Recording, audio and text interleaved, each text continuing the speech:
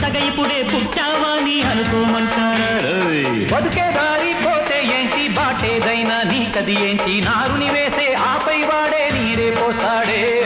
కూలబడి ఉన్న బుట్ట తట్ట తీసి భోగి మంటల్లోనా నీవే వెయ్యరా